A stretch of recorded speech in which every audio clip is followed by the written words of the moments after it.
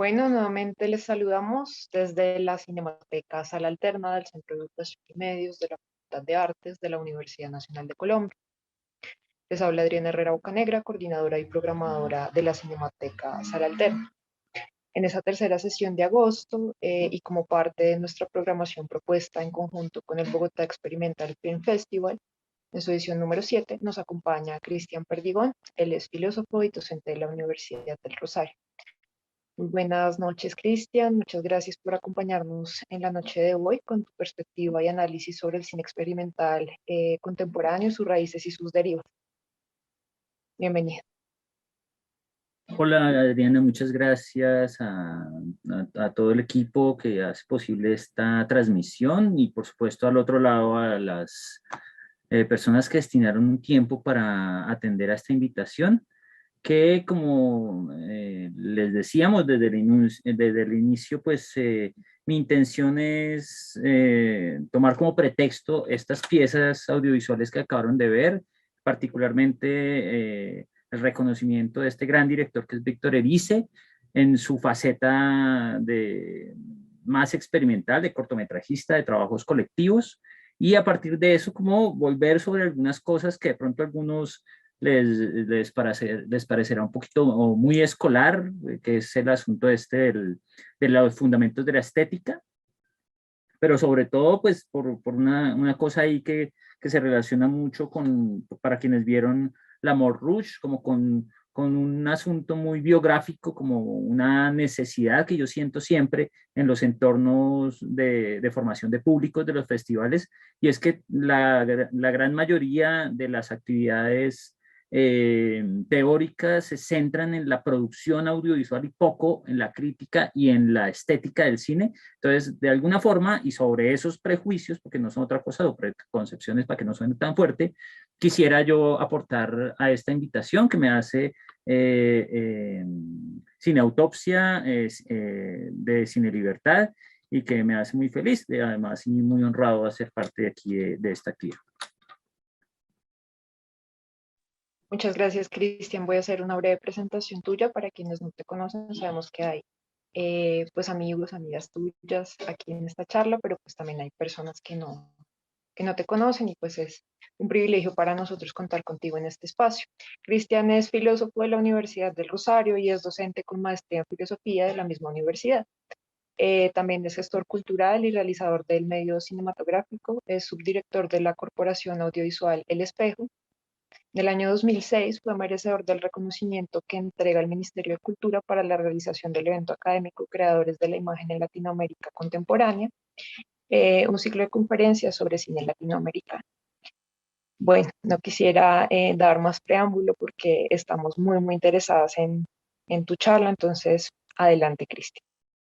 Bueno, de nuevo gracias Adriana, Mateo, el resto, Oscar Pico particularmente, y a algún miembro del jurado que está por aquí, a Julián Camelo, que me alegra verlo por ahí conectado, a Felipe Moreno, que desde el otro lado del charco nos acompaña, y a todos ustedes que están como aquí expectantes a lo que vamos a abordar, que tiene de alguna forma esta presuntuosa presentación, pero quedémonos con la idea de la perplejidad en el cine, pues porque lo que yo en estos 7 años de esta bonita iniciativa del cine experimental, cuando no sé si compartirán y esperemos tengamos espacio para conversar al respecto, cuando uno entra a un festival como este, a las salas, a ver todo este conjunto y despliegue de experiencias sensitivas, por supuesto creativas,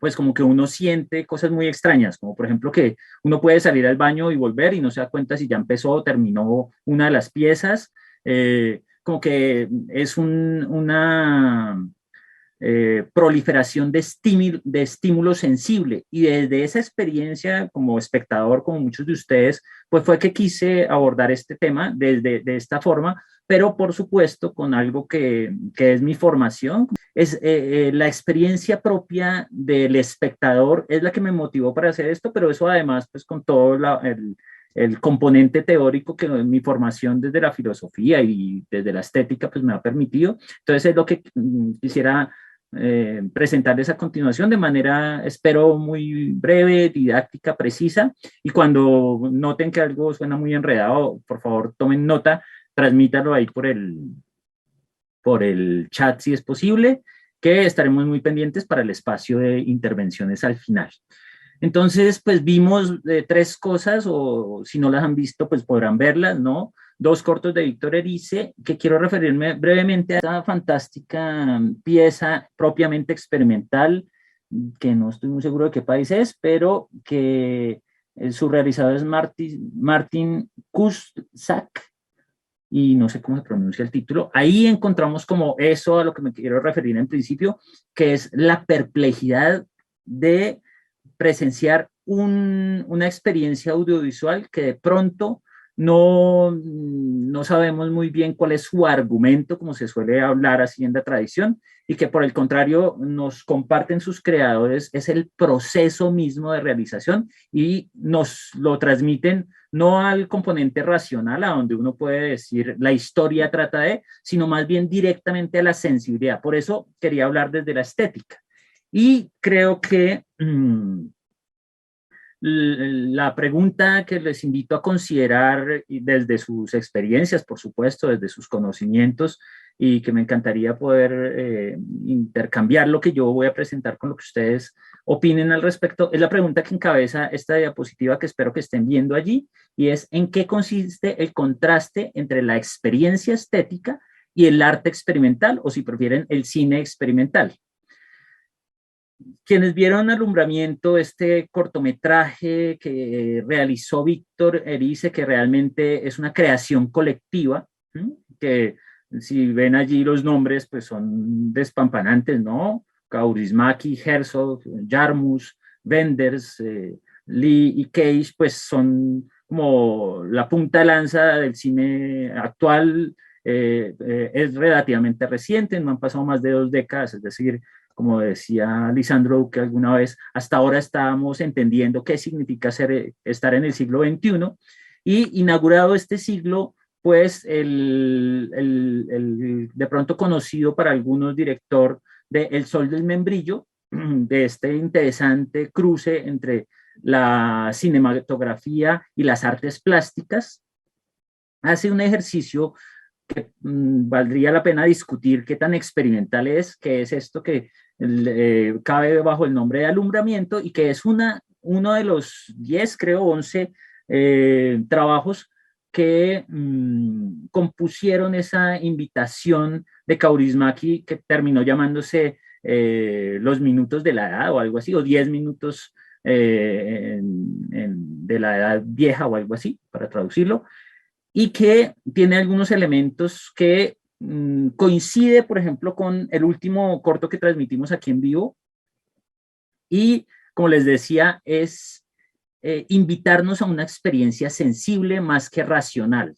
Entonces, de allí la pregunta entre ese contraste de experiencia estética, y entendamos por estética de la manera más elemental, impulso sensible, ¿sí? Impacto.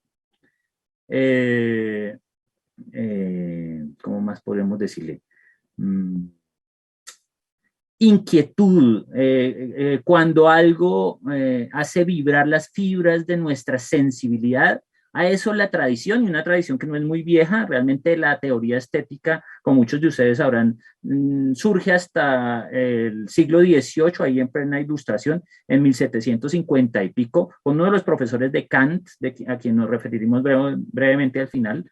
Y es Alexander Baumgarten, es el que acuña y desarrolla una primera y oficial teoría estética, lo que no significa que antes no existieran. Por ejemplo, hay un pensador español que, como suele pasar con las cosas de nuestra lengua y de nuestra tradición más cercana, muchos desconocemos, que se llama Baltasar García, que ya en el siglo XVII, o sea, 1600, propone una estética del gusto, y por allá pues les dejo esos daticos para no extenderme con la historia.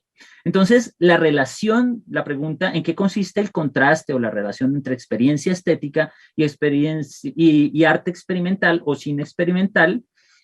En principio, digamos que coinciden en el concepto de experiencia o experimental, que no es gratuita, no es fortuita, su raíz común etimológica, que como pueden ver allí en pantalla, comparte con la palabra ensayo. Es decir, lo que estamos viendo son ensayos de consagrados creadores, como los que hicieron este 10 Minutes Older, o de personas como muchos de los que participan en las secciones del Festival Cine Autopsia, que desde sus recursos o con sus recursos, sean muchos o sean pocos, intentan hacer de la cámara de cine una herramienta plástica en el más elemental ejercicio de la creación, y es la experiencia artística. Experiencia, experimentación, tiene que ver con, como dice ahí el diccionario de Corominas, es un acto que podría ser pensar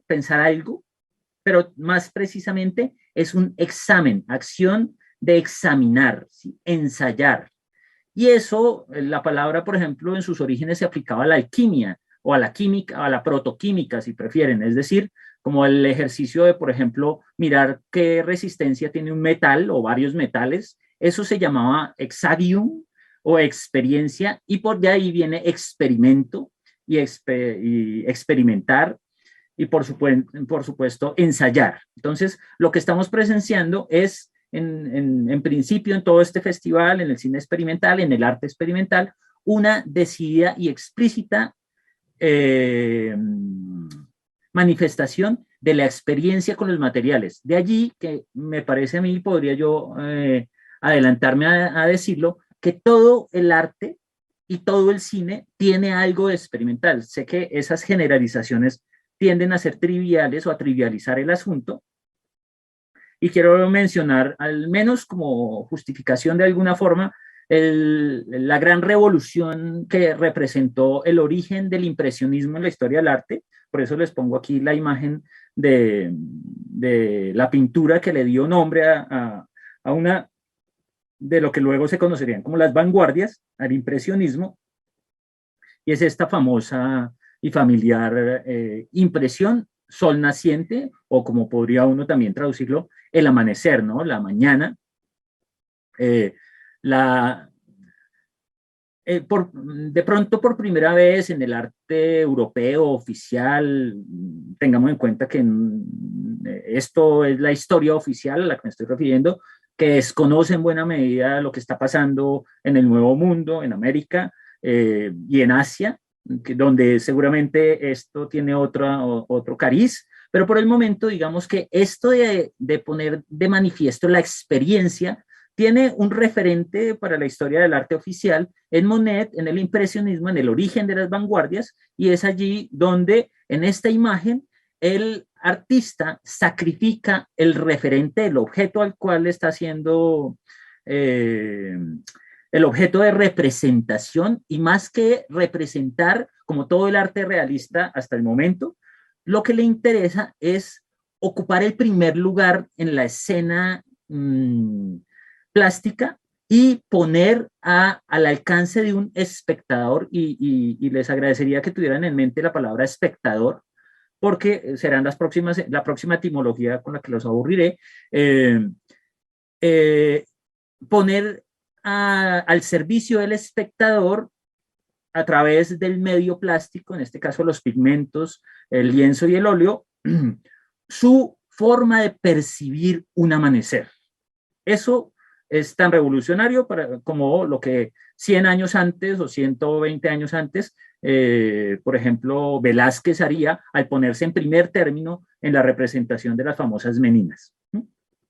Entonces, aquí encuentro yo, seguramente hay otros antecedentes, por supuesto, los debe haber, pero al menos para mí, aquí encuentro un primer ejercicio experimental en el sentido, y que inaugura nada menos y nada más que las vanguardias, y anticipa lo que sería los desarrollos técnicos y científicos que más o menos que por casualidad darían origen al cine, ¿sí? Y es esto de experimentar con la representación, ya no de un objeto, sino de cosas que no son connaturales, como por ejemplo el movimiento o los sentimientos. Entonces, impresionismo es algo que es propio de la más directa experiencia humana, ¿sí?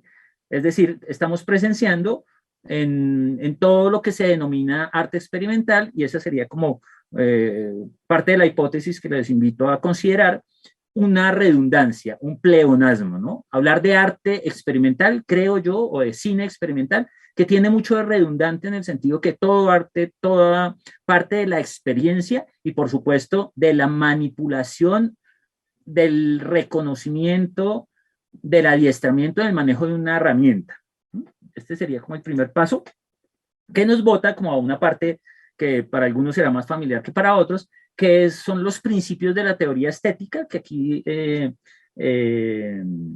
a lo que igual me quiero referir brevemente, que son como los distintos momentos de la experiencia estética. Es decir, no se trata tanto de preguntarnos si el objeto artístico transmite determinado conocimiento o impulso, sino más bien de cómo la constitución propia de la cultura y de los individuos que la conforman podrían, en el desarrollo de la historia, dar cuenta del efecto de esa experiencia que denominamos estética o artística, si ustedes prefieren, a la luz de estos 4 momentos que no es gratuito que venga del griego, que son poiesis, aistesis, de donde viene precisamente la palabra estética, y catarsis, que por cierto, pues constantemente se usa esa palabra como con mucha ligereza y que realmente tiene que ver, y aquí para quienes les interese un poquito abordar bien estos conceptos, pueden remitirse a la pequeña apología a la experiencia estética de Jauss, de Hans Robert Jauss, ¿listo? Y entonces decimos que poiesis, de donde viene creación, nada más y nada menos, por supuesto poética, pero poética o poesía es una forma muy especializada que le hemos dado hoy día, pero poiesis, que creo yo que buena parte de lo que vimos es poesía audiovisual, de lo que estamos viendo, en el sentido que la poesía todavía nos transmite, a pesar de que todos los elementos de nuestra contemporaneidad como que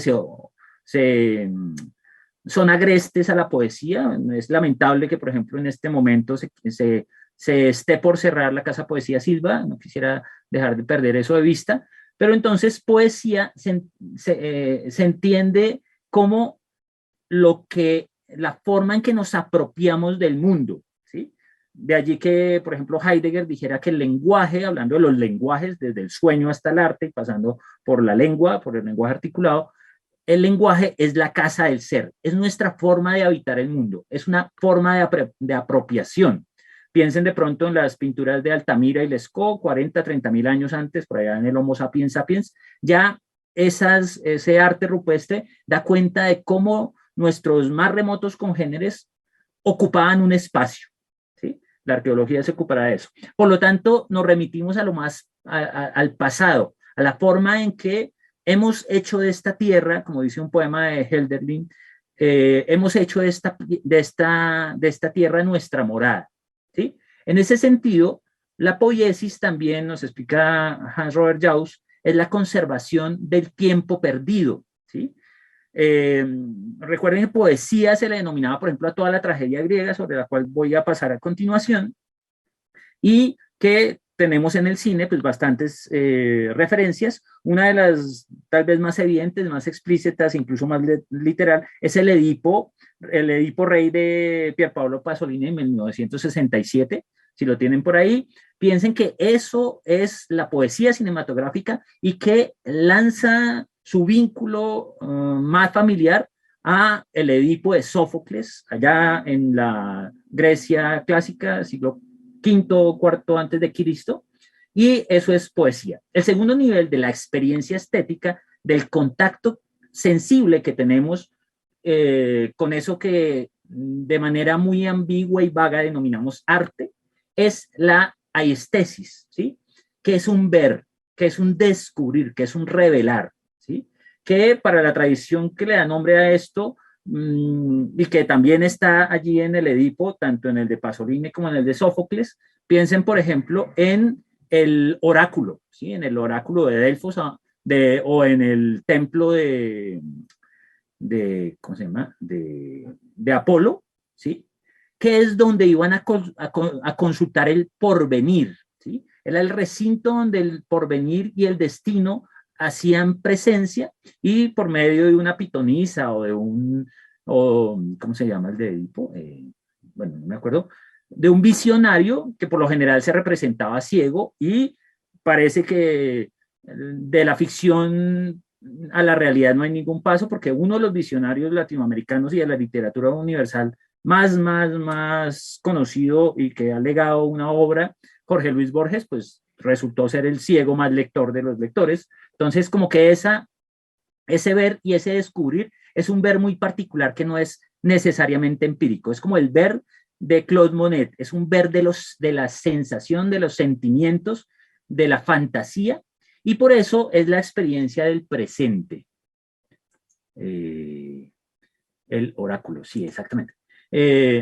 Y de modo que allí se hacen, en esa experiencia, en ese momento de la experiencia, pensemos que la poiesis es un momento creador de la experiencia sensible, la aiestesis es un momento de revelación, de descubrimiento, de pronto de lo que he querido llamar aquí incertidumbre o perplejidad, porque se manifiesta como presente la plenitud de las cosas, ¿sí?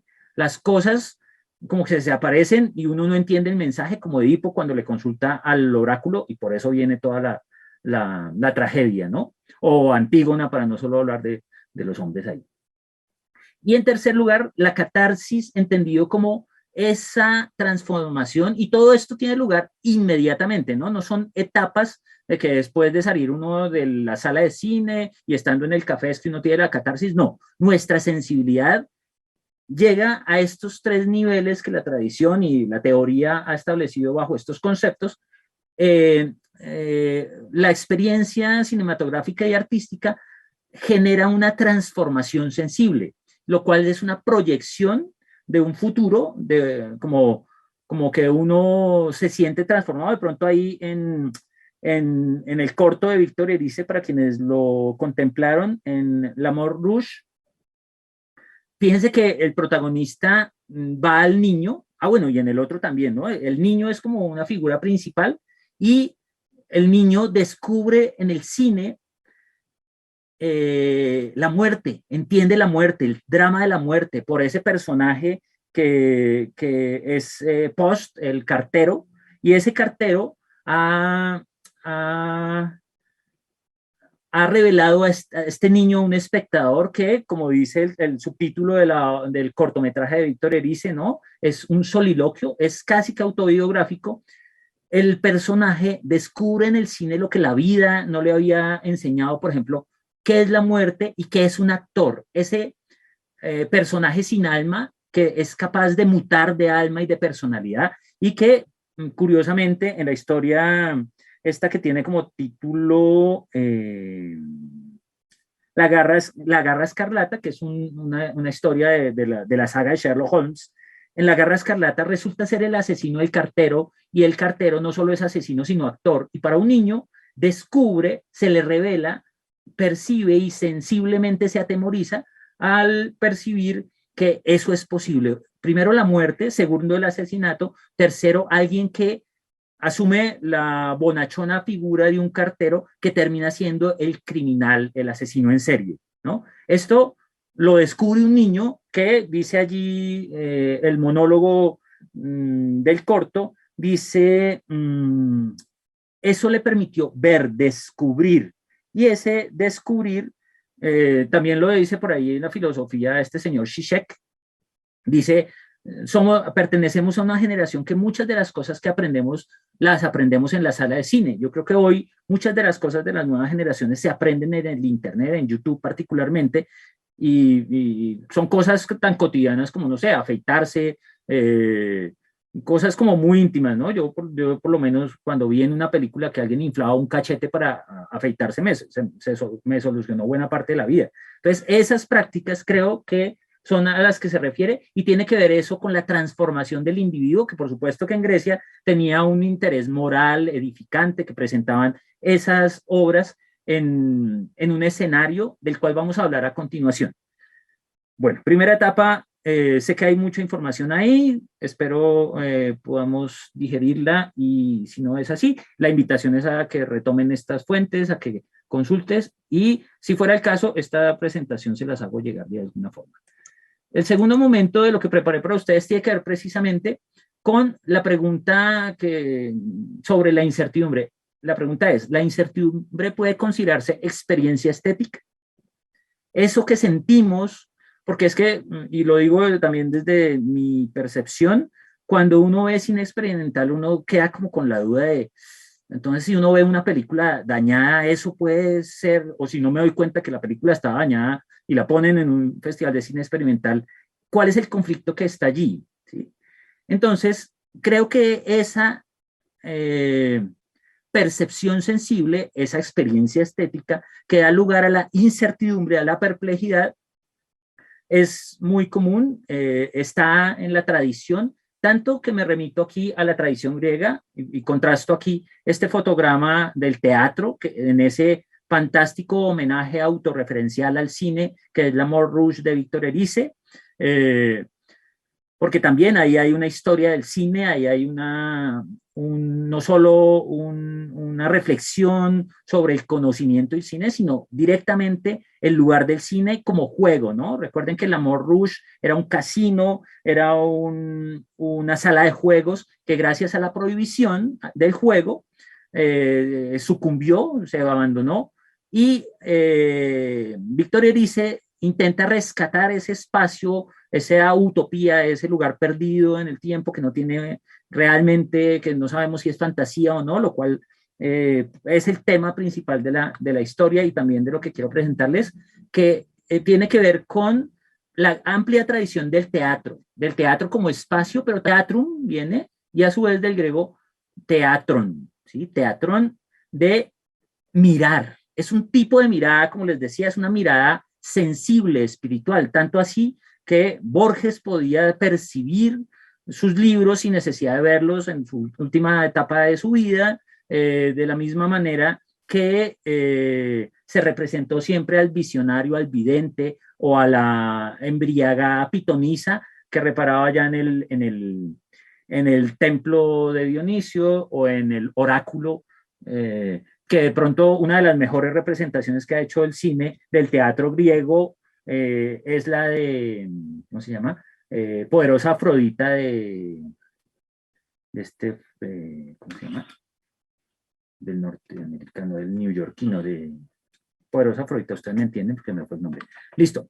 Y vengo aquí con una asociación, la verdad tiene que ver, hay una verdad en el arte y hay una verdad en la estética, que no es una verdad conceptual, si ustedes me permiten, sino es una verdad sensible, que ya los griegos sabían al poner en escena en su teatrum, ¿sí? En ese espacio, en ese artefacto de visión, que se parece, y no gratuitamente, a la Mediatorta en Bogotá, a las conchas acústicas en otros lugares, a los estadios, por supuesto, es un desarrollo cultural que tiene que ver con la visión y cuya más sofisticada en muchos sentidos y en un sentido particularmente estético manifestación es la sala de cine, ¿no?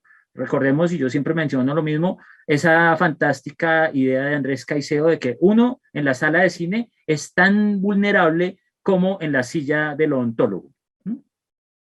Precisamente porque allí está uno, eso, Woody Allen, gracias Adriana, sí, Poderosa Afrodita de Woody Allen, ahí hay una muy buena representación del arte, del drama y de la forma en que se constituía la dramática en sus orígenes y que es lo que dio lugar después de mucho tiempo a este sofisticado aparato de visión que es el cinematógrafo, el cine y la condición del espectador. Por eso les decía que no olvidaran la palabra espectador porque tiene que ver con todo lo que tengo aquí escrito y que me permitiré ir paso a paso. Entonces, aletheia, ¿sí?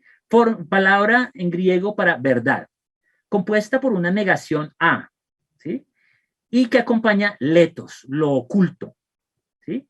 Entonces es, en otras palabras, un desocultamiento. La verdad de la estética y del arte, como veíamos allá en la aiestesis, es una revelación, lo que uno percibe cuando tiene una experiencia estética que no necesariamente obedece al arte, también por ejemplo en la religión, en el ritual, uno tiene una revelación y es lo que los griegos entendían por aletheia o por verdad, que es un desocultamiento, o como se suele decir también, desvelar, quitarle los velos de la apariencia a la cosa, porque por los ojos uno ve las apariencias, por la sensibilidad uno percibe, ¿sí? Que es lo que el siguiente paso, si nos alcanza el tiempo, y si no, creo que con esto ya tenemos muchos contenidos, ¿sí? Entonces, se trata de correr el velo para que aparezca lo oculto. De allí que esa verdad desnuda es a lo que se pretende llegar con el ejercicio plástico, con la experimentación, y eso no es tampoco fortuito que esa palabra de oculto, letheia, letos, la raíz tea, tiene que ver con no solo con el teatro, sino también con la teorein, teoría. Lo que hacen los científicos, lo que hacían, porque la ciencia se ha vuelto un ejercicio, como toda nuestra cultura, al servicio del comercio y de quién produce más y de las vacunas y todas esas cosas, que sin duda son fundamentales, importantes para el control de la biología, pero en su origen la teoría es este develamiento. Y tea, en latín, también tiene relación con la palabra espéculo, especular, espectador, espectro. Esa raíz, espectro, especular, eh, espectador, es quien está, cuyo carácter es ver, quien aprecia, quien percibe, quien ve, pero con un mirar así en el sentido que lo vamos intentando explicar, y es una percepción del conjunto de nuestra sensibilidad y no solo de la empiria, de la observación, sino es lo que de pronto los abuelitos dicen, tengo una intuición, un pálpito. Ese pálpito, esa intuición, es lo que intentaban suscitar los griegos en el teatro cuando representaban allí en la escena, la palabra es griega, escena, en la escena, el drama de, no sé, de Antígona, ¿no? Antígona que por mandato del tirano se le prohíbe hacerle las debidas honras fúnebres a su hermano, que asesinó, asesinado, que lo asesinó quien protagoniza la parte anterior de Edipo, que se llama Edipo en Colonia, por un conflicto ahí de intereses. Entonces, el tirano le prohíbe a Antígona enterrar a su hermano y ella sabe que está en el drama, en el conflicto, en la tragedia. ¿Cuál es la tragedia? La tragedia que llevó a Edipo a arrancarse los ojos, ¿sí? Como representación, como gesto simbólico, porque vio lo que ningún humano ha de ver, que es su futuro, su destino, que es una de las leyes que determinan a la cultura y al pueblo griego de su época. Entonces, quien vio su destino según el cual iba a tener sexo con su madre y asesinar a su padre, cosa que cualquiera atemoriza, como es el temor del personaje del niño de Lamont Rouge, ¿no? Un niño que descubre el crimen, la muerte a través de las pantallas. Lo mismo le pasaba a los ciudadanos atenienses allá enfrente del teatro. Veían qué pasaba si desafiaban la ley. Y la ley es, tienes un destino, moiras en griego, tienes un destino y no debes desafiarlo. Si desafías, caes en desmesura. La palabra, de pronto algunos lo habrán escuchado, ibris. Ibris, lo que hoy equivale a nosotros en nuestra tradición judío-cristiana al pecado ibris. Entonces, para conjurar la ibris, la desobediencia de la ley divina, reunían a la gente en el teatro y le presentaban la tragedia de Antígona o la tragedia de Edipo, esos dolorosos momentos de la historia de la humanidad, de estos héroes como el de Alumbramiento, ¿no? En Alumbramiento vemos un niño ahí en sus distintas etapas, incluso antes de nacer, de allí el título, Y ese alumbramiento, ese aparecer en escena, se sobrepone en los distintos momentos de la vida y no deberíamos desconocer la presencia oscura de la sombra del fascismo de Franco, sí, sí, del fascismo en España, que está en ambos cortometrajes de Víctor Erice. Lo que es esos fantasmas, esa soberbia, esa ibris, es lo que está tras escena, lo que está tras bastidores, pero que permanentemente está acosándonos, el deseo humano, ¿sí? Entonces, si hay una verdad en el arte y frente a la pregunta si la incertidumbre puede considerarse una experiencia estética, la hipótesis de trabajo que les invitaría a complementar con lo que venimos diciendo es que esa incertidumbre es la que hace fantástico, por ejemplo, el cine de misterio, lo que hace fantástico el conjunto de la narrativa o incluso de la oralidad de las historias de los abuelos. Uno quedar como expectante, con ganas de develar el misterio, de entrar en la historia. Y eso es lo que muchos de ustedes lo saben mejor que yo, lo que representa el guión cinematográfico, lo que representa intentar hacer un drama, construir un drama, y todo lo que está detrás del ejercicio creativo en todas las artes, particularmente en el cine. Segundo momento de mi intervención, vamos a ver cómo vamos de tiempo, a ver si alcanzo a cerrar con el tercer y último momento. 10 minuticos, y quería referirme como a quien da una respuesta categórica a esta pregunta. La incertidumbre puede considerarse experiencia estética, es decir, eso que uno percibe en la sala de cine experimental del Festival Cine Autopsia, esa duda permanente, ¿eso es una experiencia estética o eso es una confusión? Pues resulta que Kant, ese famoso personaje que uno siempre se imagina como el más ñoño de los ñoños y que Tomás de Quincy incluso nos cuenta en esa fantástica biografía que hace, dice, pues es que el profesor Kant era tan rutinario, nunca salió de Königsberg, siempre se la pasaba estudiando y salía a la misma hora, era tan puntual que la gente cuadraba sus relojes cuando salía el profesor Kant a pasear ahí por el parque. Ese personaje, que por cierto inventó cosas como entre los chismos que nos cuesta Thomas de Quincy, se inventó los ligueros para hombres, ¿sí? Seguramente se le escurrían sus medias viejitas, porque no estamos en la sociedad del consumo, entonces se le escurrían mientras paseaba y se inventó los ligueros, lo que para todos es más o menos familiar, gracias también al cine y al cine ese prohibido que da miedo abordar y que de pronto ustedes han estudiado, que es la pornografía, que es otro campo muy interesante. Entonces, frente a esta pregunta, el profesor Kant, brevemente, aquí hay un poco de contenido, pero el profesor Kant, para dar cuenta de la experiencia estética, fíjense que estamos en 1790, es la última obra de Kant, ya había escrito La crítica de la razón pura, dedicado al conocimiento, la crítica del juicio, dedicado a la moral. Pues el profesor Kant se interesó desde hace mucho tiempo en la relación del espectador, de quien ve, percibe un fenómeno rarísimo, el arte, que percibe más allá de la mirada, que ve desde la sensibilidad, y él, para enfrentar ese problema, se inventó un aparataje muy abstracto que esta ilustración que me encontré por ahí en internet podría descifrarlo, y de manera muy ramplona, discúlpenme ustedes por la premura del tiempo, digamos que clausuró el mundo exterior. No se preguntó por la obra de arte propiamente tal, en principio, sino más bien por la característica esa que nos hace espectadores de experiencias estéticas o sujetos de la experiencia estética, como él llamará ahí. El sujeto de la experiencia estética es una forma abstracta, y piensen en la palabra sujeto, ¿no?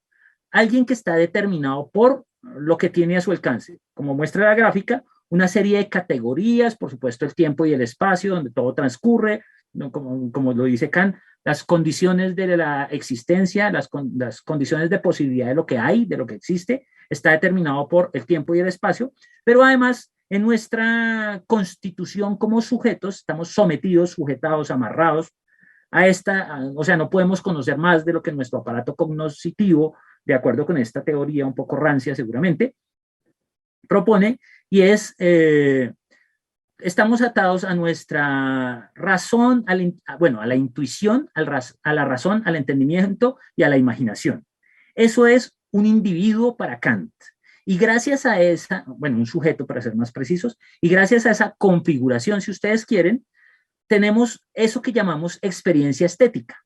La experiencia estética, y allí se abre todo el romanticismo, valga adelantarlo, la segunda parte de la estética del juicio de Kant es los fundamentos teóricos de todo el romanticismo, entendiendo el romanticismo como la explosión de la sensibilidad al servicio del arte, un arte que ya no le interesa tanto la representación, antecedentes propios del impresionismo al que hacíamos mención hace un par de diapositivas, es Kant quien dice, vea, cuando uno tiene una experiencia estética, las facultades se vuelven locas.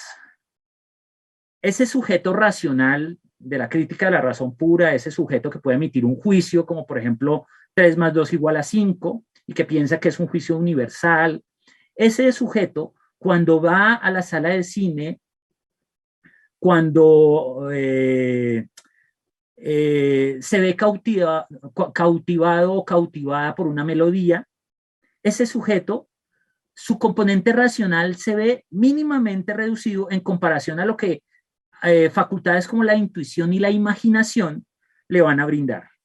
De allí que la incertidumbre, la pregunta que estamos sondeando, la incertidumbre no es si puede considerarse experiencia estética. La incertidumbre, si prefieren llamarlo perplejidad o incluso duda, esa incertidumbre que uno dice, hola, pero ¿cuál es el temita ahí con la Capilla Sixtina? ¿Sí? ¿O cuál es el temita con el Jardín de las Delicias de Don Bosco? ¿O por qué será que me encanta el bolero y puedo durar horas escuchando el bolero? ¿Sí? ¿O por qué será que me maravilla tanto el arte? ¿Sí? ¿Cuál será ese impulso que nos hace más temprano que tarde acercarnos al arte en cualquiera de sus manifestaciones, incluyendo el graffiti con todo lo polémico que podría llegar a ser dentro de este discurso muy lleno de telarañas, ¿sí? El rap, ¿qué es? ¿Por qué me interesa esa lírica? ¿Sí? La poesía. La razón que da Kant es porque tú ya no eres un ser racional, tú ya no eres un ser de entendimiento, sino tú te vuelves un ser inmediato. La intuición, como categoría, como facultad, es lo que los abuelitos llaman un pálpito y que el diccionario, cualquiera de ellos, define como una experiencia inmediata. La intuición es una facultad que nos permite acceder a cosas de manera inmediata, no mediada. No como la razón. La razón depende de los conceptos, de las leyes, de las teorías. No.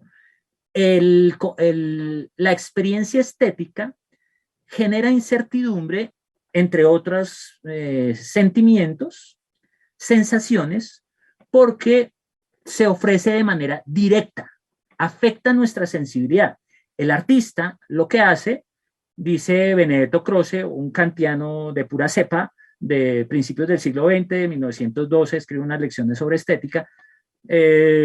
Dice Benedetto Croce, ahí a manera de metáfora, dice, el artista es aquel que indica con su dedo, así, y abre una mirilla por donde la sensibilidad de todos se vuelve una sensibilidad expectante y todos giramos hacia allá esperando a que nuestra incertidumbre halle un ancla del cual sentirse segura. Esa ancla no existe. El arte, por definición, y perdonen, habría que abordar polémicamente el arte conceptual, que es arte de concepto, que es arte de razón, de entendimiento, pero el arte desde esta perspectiva, desde una visión estética así como muy purista, sería todo aquello que nos despierta una incertidumbre de la sensibilidad, como que no sé por qué, pero me encanta esa expresión. Eso es lo que mutatis mutandis, con muchas otras palabras y con una teoría que tuviéramos más tiempito, le dedicamos, es lo que denominamos experiencia estética y, por supuesto, el arte en su conjunto es experimental en el sentido de que experimenta con la sensibilidad de los demás y no sabe muy bien a pesar de que se dedica, como Víctor Erice nos lo muestra en El Sol del Membrillo, se dedica casi que religiosamente al manejo de las formas, al conocimiento de los medios, como muchos de los estudiantes de cine que ojalá que creo que nos acompañan el día de hoy. Todo ese esfuerzo en ningún momento va a dejar de o va a opacar la incertidumbre de ese ver de la sensibilidad que difícilmente coincide con el ver de la percepción empírica. Quisiera hacer una pausa ahí porque creo que estamos sobre el tiempo, pero ustedes dirán si puedo continuar un poquito o damos paso ahí a las intervenciones, preguntas y lo que ustedes consideren. Estamos bien de tiempo, por eso no tenemos preguntas, tenemos un comentario de Felipe, pero no sé si quieres que lo lea en este momento o prefieres continuar y ahorita hablemos. Bueno, gracias a Felipe ahí y un saludote. Digamos ahí para terminar, pues me voy a ahorrar todo esto. Estos son como bueno, esto es interesante, al menos mencionarlo, ¿no? El juicio de gusto, que es el que que el sujeto, ¿no? El sujeto algo lo motiva y si le hacemos caso con juicio ahí a Kant, no es algo del mundo exterior, es una cosa que pervive en nosotros en cuanto sujetos. Y cuando uno dice, uy, eso es arte, o qué maravilla, o qué belleza, lo que está en la base es que todas nuestras facultades, como decíamos hace un ratico, se ponen como en licuadora y es la imaginación la que lleva la batuta, ya no la razón, ya no somos seres racionales. Y curiosamente, el juicio estético ese de esto es bello, esto es arte, tiene unas condiciones que están aquí enumeradas y que son muy complejas. A cada uno le dedica 4 paginitas de su prosa compleja, la crítica del juicio, que los invito a que la leen y le quiten el miedo a Kant. Es muy edificante para los que, creo que para todo humano que está interesado en entender el fenómeno artístico, y creo que eso nos compete a todos. Entonces, primero, el placer estético resulta que es desinteresado. Ok. ¿En qué sentido es desinteresado? En que no es lo mismo de cuando uno va a cine, a esas películas que, como dirían allí los de Hollywood, cual vampiros lo único que les interesa es nuestro dinero, que uno compre el boleto y además papitas y gaseosita y ojalá que lleve a toda la familia como un rebaño allá a consumir. Ese ya, y uno lo percibe sensiblemente, es la hipótesis de Kant, y yo creo que todo lo hemos confirmado de alguna forma, no del todo. Cuando uno se siente instrumentalizado por una experiencia artística, de allí que por definición, si le hiciéramos caso a Kant, todos los museos deberían ser gratuitos, incluso no deberían tener paredes. Ese es el principio de desinterés. Cuando el placer, cuando uno dice esto es bello, uno no está pretendiendo que el otro también diga, uy, sí, esto es bello, ¿sí? Sino es algo que sale de nuestra sensibilidad, como el cantar de un poeta, como el grito de angustia en una película de Hitchcock. Eso es el efecto estético a la luz de la experiencia de un sujeto definido por sus categorías y por sus facultades, que cuando dice esto es bello, no le interesa que los otros digan sí, esto es bello. Y en ese sentido voy al segundo nivel. Tiene una relación transhistórica o universal. Es decir, creo que, y esa es una parte polémica que merece pues, reconstruir un argumento, pero por cuestiones de tiempo no lo va a hacer. Ese segundo momento del juicio estético que pretende ser universal, de pronto me lo entienden mejor si decimos transhistórico, atraviesa la historia. Es decir, podríamos encontrar los fundamentos de la cultura y de la civilización humana cuando estamos de acuerdo con que nuestros papás culturales y nuestras mamás culturales son Hildegarda de Bingen para el Renacimiento, los autores de las pinturas del Chiribiquete aquí en nuestro territorio, los artistas allá en la época paleolítica de las cuevas de Altamira y Lescot. En ese sentido, cuando uno llama a eso que lleva 40.000 años ahí, a las cuevas uno le llama arte. Ahí estamos siendo transhistóricos y nos sentimos identificados con esos hombres y mujeres que inauguraron no solo la historia del arte, sino la historia de la humanidad. En ese sentido es universal el juicio estético y los museos lo preservan, y por eso es que uno encuentra objetos arqueológicos y objetos artísticos en esos recintos sagrados que llamamos museo. Tercer nivel, y es que es necesario. El nivel de necesidad, permítanme ilustrarlo así, eso de pronto Kant se estará revolcando en la tumba por todas las barrabasadas que estoy diciendo, pero el nivel de necesidad tiene que ver con que uno tiene, más temprano que tarde, uno se ve como inclinado hacia allá, hacia la experiencia estética, ¿sí? Lamentablemente en nuestra cultura es muy común y muchos hemos sufrido ese flagelo, y es que nos digan, pero ¿usted qué va a hacer con el arte? No, no, no, dedíquese a la administración de empresas. La ingenuidad de la persona, de ese prohibidor, es que no sabe que la administración de empresas con cualquier disciplina o producción cultural y civilizatoria bien hecha es un arte porque cautiva la sensibilidad del objeto, de las otras personas, tanto como la de uno. En ese sentido, la experiencia estética es producto de la necesidad. Todos estamos, porque todos tenemos imaginación, todos tenemos intuición, todos estamos facultados o capacitados para intuir y para imaginar, pues todos tendemos hacia el arte. Eso es el carácter de necesidad del placer estético. Y por último, es la definición de belleza que da Kant, y es un juego de palabras ahí un poquito complicado, y es que todo lo que uno llama esto es arte o esto es bello es una finalidad sin fin. ¿Qué quiere decir? Que no es instrumental, como decíamos, que es desinteresado. Es decir, que cuando uno ve, por ejemplo, ahí en la imagen que estoy proyectando ahí, la pintura esta de Botticelli, el nacimiento de Venus, un antropólogo, un filósofo podrá decir, bueno, ahí está concentrado el saber renacentista, la ciencia renacentista, y sin duda ahí está eso. Pero lo que uno como espectador no sé, del Louvre, de los museos, uno lo que hace allí como en esa procesión religiosa que lo hace aquí en el Museo del Banco de la República, donde estén ustedes, lo que hace uno peregrinar por esas obras de arte es que uno nota allí que ese objeto va más allá de su finalidad inmediata, más allá de lo que le interesó al artista, más allá de adornar. Si uno usa el arte para adornar, es porque uno es un ser simbólico y necesita, en ese carácter de necesidad del arte, uno necesita satisfacer esa condición de sujeto compuesto o facultado de intuición y de imaginación. En consecuencia, la duda, la incertidumbre y la perplejidad son los resultados más naturales de todo contacto sensible que tengamos con el arte. San se acabó.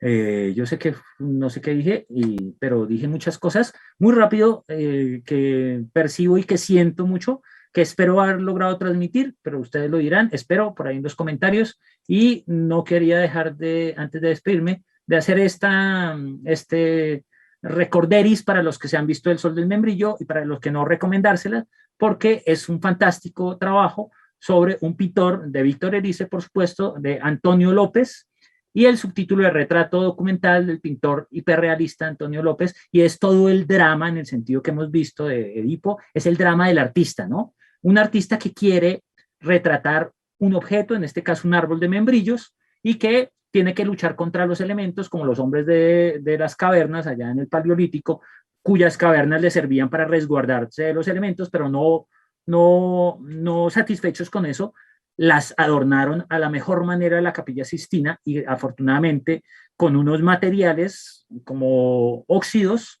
minerales, que hicieron que se preservara hasta el día de hoy, y hoy veamos esas obras de 30.000, incluso 50.000 años antes de Cristo, como los antecedentes de nuestra interés por el arte, de nuestro interés de la forma en que sentimos y que seguimos sintiendo como el hombre paleolítico. Muchas gracias, y escuchamos ahora lo que tengan que decir o lo que estén compartiendo por ahí por el chat. Bueno, muchas gracias, Cristian. ha sido sumamente interesante pues, esta reflexión que nos propones. Eh, y bueno, tenemos por el momento el comentario de Felipe, que es en algunas tendencias del cine experimental podría verse una prueba de ese diálogo que propone brevemente Cristian entre el teatro y la experimentación. Por ejemplo, en los dispositivos que usan en el performance, la danza, la videodanza, las coreografías, las puestas en escena teatrales, en las técnicas de arte dramático son conjugadas con experimentación. No sé si quieres agregar algo al respecto o ampliar algo al respecto. No puedes confirmar el comentario, efectivamente, creo que esa es la evidencia literal, por supuesto, todo, ustedes recordarán que el cine tiene un antecedente en la ópera, ¿no? En la ópera italiana y en su de pronto en Europa, ya para este discurso eurocentrista que cargo a cuestas, en Richard Wagner, ¿no? A Richard Wagner, su forma de comprender y de elaborar el arte dramático musical, la ópera, se le denominó el arte total, porque integraba todas las artes. Efectivamente, ese es el propósito desde antiguo, desde el teatro griego, que logra su maduración ahí en el Renacimiento, en la ópera florentina, y que tal vez, como se dijo y se sigue diciendo para los entendidos en el arte de la música y de la música de escena, Wagner superó todo lo humano y en ese sentido el arte total era la ópera. Yo creo que directores y creadores como Víctor Erice, como Jarmus, como, bueno, la lista es infinita y seguramente ustedes la conocen mejor que yo.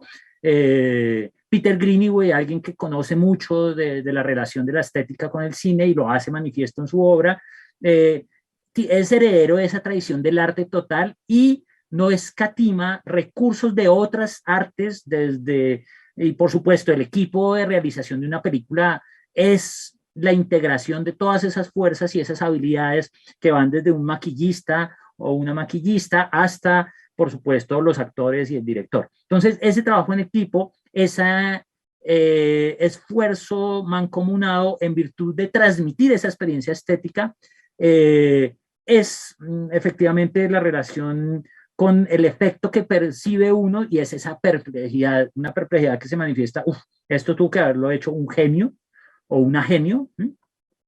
Y todos los recursos, los de danza, los de música, los de plástica, los de performance a los que hacía referencia Felipe, por supuesto, que están en la base y quieren rescatar, incluso se me ocurre ahora como que van a contracorriente y quieren recordarle a los espectadores que el cine es algo mucho más elemental que toda la industria al servicio de la imagen movimiento y por eso es que tenemos cosas como Dogville, ¿sí? Donde se reduce al máximo los recursos y se pone casi que sobre negro sobre blanco el drama al servicio de la experiencia estética del espectador. Se me ocurre eso por el momento. Perfecto, muchas gracias. Bueno, yo te quería también preguntar un poco en relación al juicio de gusto, que es algo que me interpela bastante, y un poco también partiendo de la propuesta o siguiendo más bien a Yoruba Agamben, que ubica el juicio de gusto como a medio camino entre el saber y el placer, ¿no? Como que también nos habla un poco de ese acto de saborear, que me lleva pues a pensar en ese saboreo de la comida, que está muy relacionado con el saboreo de las obras o el saboreo de la imagen en movimiento en particular. Entonces, pues te quería preguntar o te quería pedir que nos amplíes un poco más de estas otras teorías, si se quiere, derivadas o posteriores a Kant, que nos puede dar un poco más de luces respecto a ese efecto que genera en nosotros, pues, el cine experimental. Chéverísimo, porque claro, o sea, Kant fue un momento de la historia y de la teoría, pero pues hay otros mucho más de pronto que conocieron el arte de nuestra época. Kant conoció efectivamente la ópera y conoció poquito, para ser sincero, muchos de sus ejemplos son de la naturaleza. Él dice que lo bello es el paisaje en muchos casos y le dedica un par de capítulos muy significativamente reducidos en comparación a toda su obra a la experiencia artística contemporánea, y cosa contraria, por ejemplo, a teorías como la de Agamben o incluso la de Gadamer. Me acuerdo de Gadamer porque mencionas eso del gusto, y vuelvo a Baltasar Garcián, ese español del siglo XVII, que escribió un jurgonón de cosas, entre ellas una protoestética, una primera estética que influenció mucho a Alemania, a Alexander Baumgarten, al que finalmente como... Y dice, bueno, entonces, varias cosas. Gadamer, Verdad y Método 1, un apartado que se llama El gusto, así nomás. Ahí encontramos, Gadamer es un enemigo acérrimo de Kant, como lo es también Theodor Adorno, como la tendencia esa alemana de la Segunda Guerra Mundial a Gadamer, que ya es cerrando el siglo XX. Gadamer muere con el origen del siglo XXI, 2001, con más de 100 añitos, y por eso se dedicó como a todo esto. Entonces, Gadamer y Adorno, ¿les parece que esta visión de Kant con eso de las categorías y las facultades es lo suficientemente abstracto que le quita la oportunidad al arte de tener un mensaje, por ejemplo, social? Según Kant, lo que tenemos ante la experiencia estética es incertidumbre, es una sensibilidad muy a lo romántico, ¿no? Como la sensibilidad supera la razón, la intuición y la imaginación ocupan el primer lugar. Entonces, ¿qué hacemos con esas manifestaciones que se dicen artísticas que traen un mensaje social? Y por eso hace un ratico mencioné dentro de la polémica al rap, ¿no? Pues Kant no puede dar cuenta de eso. Para Kant eso no es arte, sencillamente, porque no es desinteresado, porque tiene un interés, la denuncia está allí, porque no se basa en una finalidad sin fin, sino tiene una finalidad, y es el reconocimiento del gueto, del combo. En la denuncia creo que se puede concentrar eso. Y por el contrario,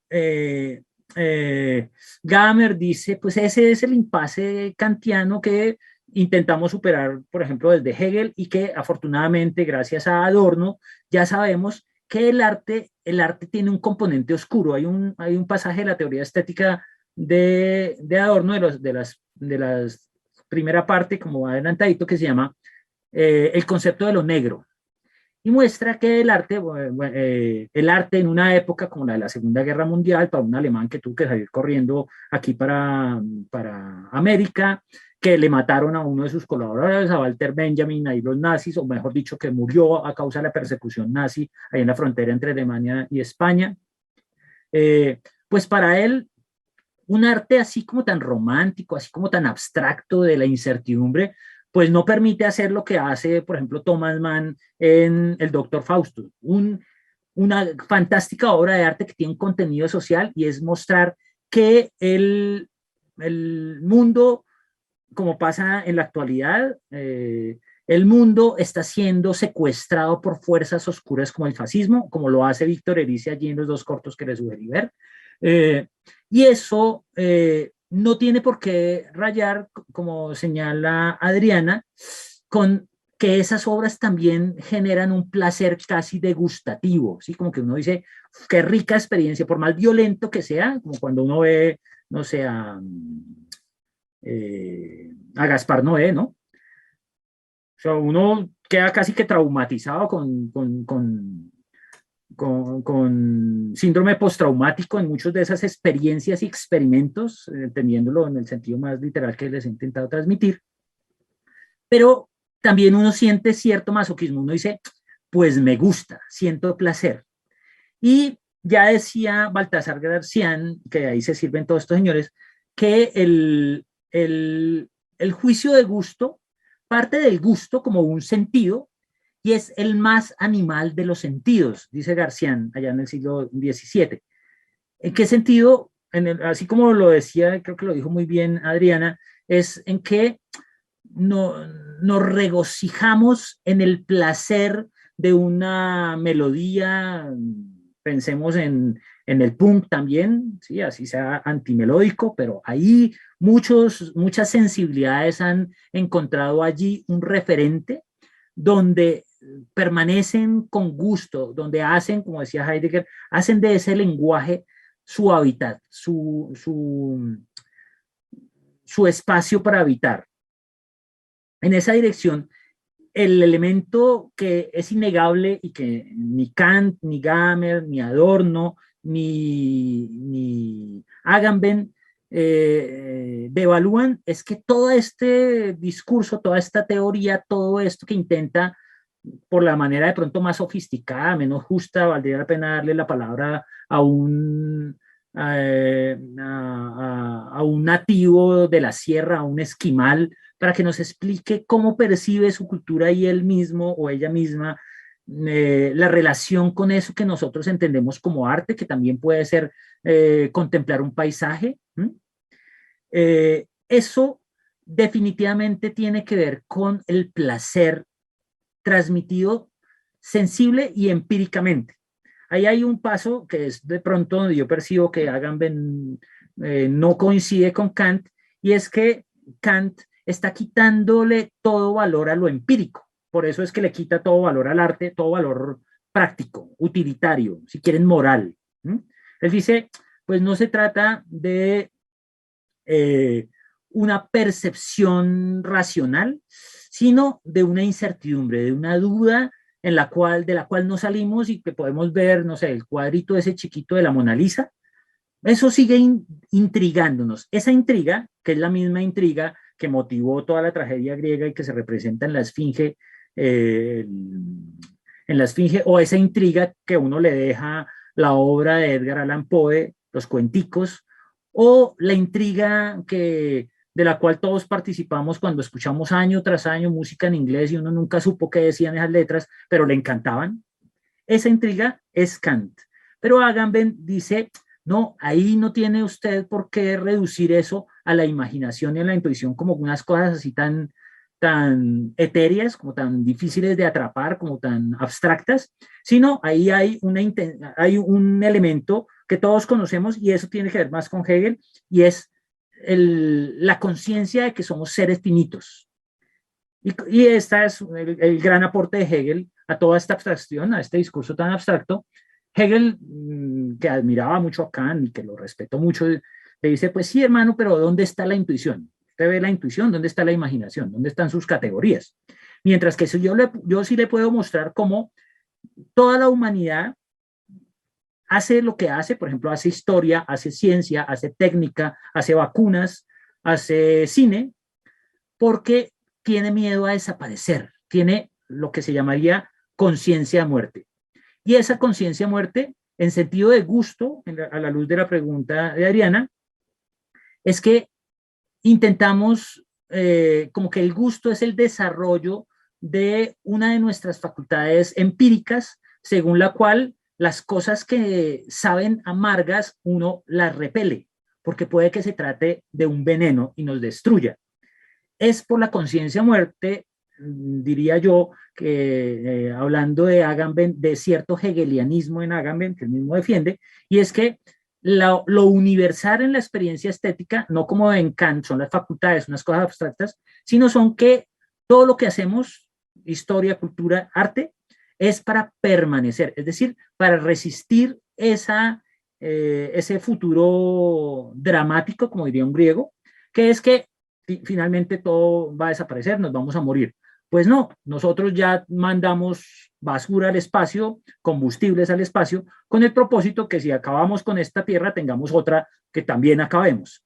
Eso es el miedo a desaparecer, es lo que motiva, y ese miedo tiene un referente desarrollado biológicamente en el desarrollo del animal que se llama hoy día hombre, y es el gusto, el paladar. En el paladar nos enteramos cuáles eran los venenos y cuáles no, qué cosas nos benefician y cuáles no. Y hasta ahí se me ocurre algo frente a esa inquietante e interesante pregunta de Adriana, que pues merecería toda otra discusión ahí. Sin duda. Muchas gracias, Cristian. Pues a mí en lo personal no me genera tanto digamos, ese interés hacia los sabores amargos del cine de Gaspar Noé, pero sí el de Michael Haneke. Me fascina, aunque me haga sufrir por montón. Y bueno, tenemos una pregunta por parte de Elizabeth Vega Castaño que dice, frente a la posición teórica de la estética de Kant, me gustaría preguntar cuál es la posición que tiene el espectador como intérprete. Ok, gracias Liz por eso. Pues, así como muy dogmático con Kant, Kant el primer paso que da en contra de todo el empirismo es acabar con el espectador. Él dice, perdón, acabar con el objeto que define al espectador, o sea, la obra o el referente de la sensibilidad. Él tacha el mundo exterior, él dice, como diría un fenomenólogo, lo pongo entre paréntesis. Entonces, no hay un mundo exterior, lo que hay es, somos sujetos, ¿y sujetos a qué? Sujetos a nuestras facultades. Entonces, la pregunta es la esencia de la estética kantiana, es decir, pues el espectador es y de solo él depende eso que se denominó juicio de gusto o juicio estético. Es decir, es una forma, como todas las formas humanas, demasiado humanas y exclusivamente humanas, en que nosotros hacemos público nuestro padecer como especie. Eso que, que veníamos diciendo de pronto la conciencia de muerte es nuestra nuestra constitución como individuos y por tanto sujetos es que somos frágiles y por ser frágiles cualquier cosa nos, como decíamos al principio, hace que las fibras íntimas y frágiles de nuestra constitución vibren.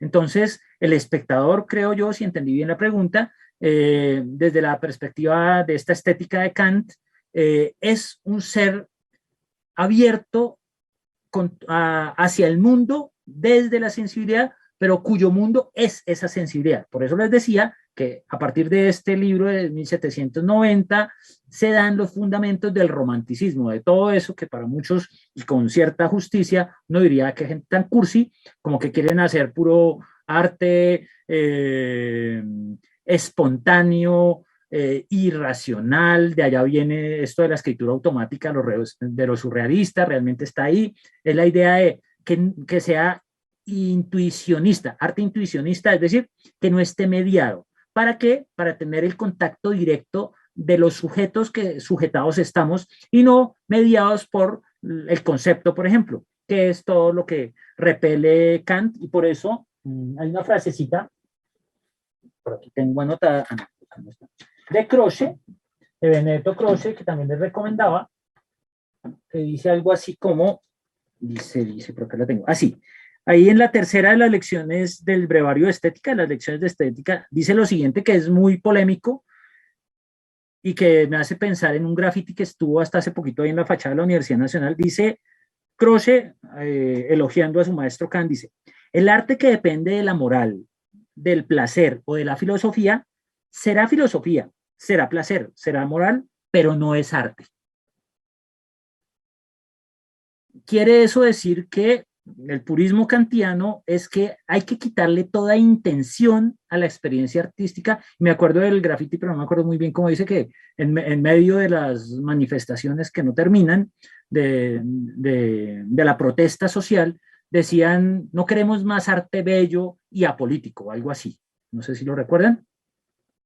Pues efectivamente, ese es Adorno, ese es Gadamer, contra la concepción de Kant de un sujeto así abierto a pura sensibilidad, cuya consecuencia de la experiencia estética es la perplejidad, la duda de la pregunta. Es decir, cuando ustedes no sepan qué es eso que despierta su sensibilidad, si seguimos a Kant, no tengan miedo en denominar eso es arte. Es lo que decía Kant y por supuesto escandalizó a más de uno del siglo XX y no para contradecir esos argumentos que tienen mucha complejidad, pero que son por sí mismos polémicos. Bueno, muchas gracias, Cristian. Tenemos un último comentario por parte de Mafe Moreno y es que ella resalta pues que aunque las experiencias individuales sean únicas, están siempre mediadas desde lo colectivo. Uy, buenísimo, buenísimo. Ahí termina, sí. Ahí termina la intervención de Sí, Mafe. sí, señor. Listo. Porque ahí está el punto, ¿no? Si se supone en estos criterios del placer estético, decíamos que debe ser transhistórico o universal, pues valdría la pena preguntarnos, bueno, y en este esquema, ¿qué es lo universal? O definitivamente, ¿qué es lo que tenemos todos en cuanto a sociedad, en cuanto a colectivo? Kant dice, lo universal es la imaginación, la intuición, el entendimiento y la razón, las facultades. Bueno, ahí son infinitas, no son solo estas, ¿no? El deseo es una facultad, bueno, todo para lo cual estamos facultados. Entonces, la pregunta es muy apropiada para cerrar, porque podríamos quedarnos en la idea de que Kant está en un solipsismo, como que metido en el sujeto y de ahí no sale. No, pero es que resulta que él describió el sujeto como son todos los sujetos. Es decir, que alguien puede tener experiencia estética, que alguien lo puede conmover. Víctor Erice o María Mercedes Carranza, porque siempre me quedo de dudas de los ejemplos de mujeres, eh, o Sófocles, ¿por qué nos conmueven esas obras de arte y esas expresiones o esas experimentaciones? Porque todos tenemos universalmente las mismas facultades, dirá Kant.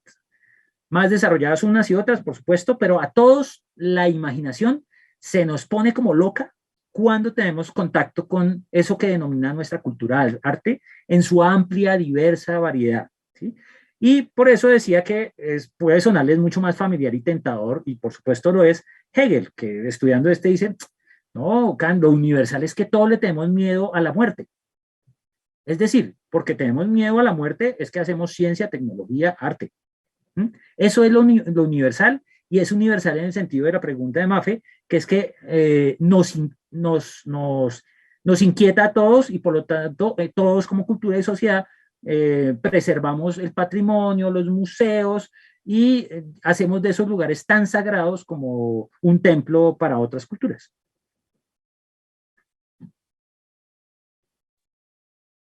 Vale, muchas gracias, Cristian. Bueno, yo quisiera ofrecer excusas porque hemos tenido un poco de inestabilidad en la transmisión del día de hoy. Parece que es la señal de internet, pero creo que ha sido un espacio muy enriquecedor para la gente que nos vio hasta el final. Entonces, pues nada, muchas gracias, Cristian, por acompañarnos en la sesión de hoy, por compartir pues todos tus conocimientos y todas tus perspectivas respecto al cine y respecto a la estética.